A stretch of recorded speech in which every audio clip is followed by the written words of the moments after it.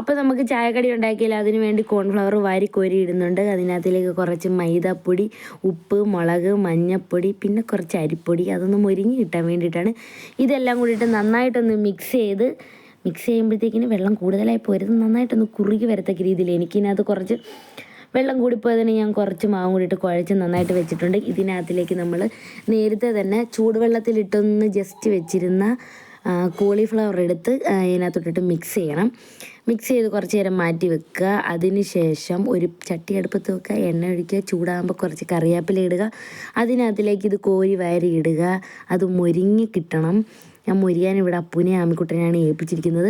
ആ സമയം കൊണ്ട് നമുക്ക് ഇച്ചിരി കാപ്പി ഉണ്ടാക്കാം. വെറും കാപ്പിയല്ല, പനിക്കാപ്പി. ഇവിടെ ഉള്ളവർക്ക് എല്ലാവർക്കും പനിയാണ്. അതിനിടയ്ക്ക് ഞാൻ ഇടയ്ക്കിടയ്ക്ക് വന്ന് ഇളക്കുന്നുണ്ട്, അല്ലെങ്കിൽ കരിഞ്ഞു പോവും.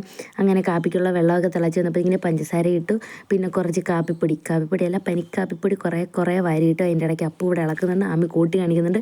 പനിക്കാപ്പി തിളച്ച് വന്നപ്പോഴത്തേക്കും നമ്മുടെ കോൺഫ്ലവർ ഇവിടെ കരിച്ച് വെച്ചിട്ടുണ്ട്. കയ്യും കെട്ടി നോക്കിയിരിക്കുകയാണ്. കരിഞ്ഞതും കരിയാത്തതുമായിട്ടുള്ളത് എല്ലാ സാധനവും ഞാൻ ഇതിനകത്തുനിന്ന് വാരി എടുത്തിട്ടുണ്ട്. ഒരു ട്രിപ്പും കൂടെ ഇടാനുള്ള സാധനമുണ്ട്, അതും കൂടി നമ്മളിട്ട് നന്നായിട്ട് പൊരിച്ചെടുക്കുക. ഇന്ന് വൈകിട്ടത്തെ ചായക്കടി ഇതാണ്. എല്ലാവർക്കും പനി ആയതുകൊണ്ട് ആഹാരമൊന്നും അത്രയ്ക്ക് അങ്ങോട്ട് പിടിക്കുന്നില്ല. എന്തായാലും ഞാൻ ഉണ്ടാക്കിയ കോൺഫ്ലവർ വലിയ ഗുണമില്ലെന്ന് മനസ്സിലായി.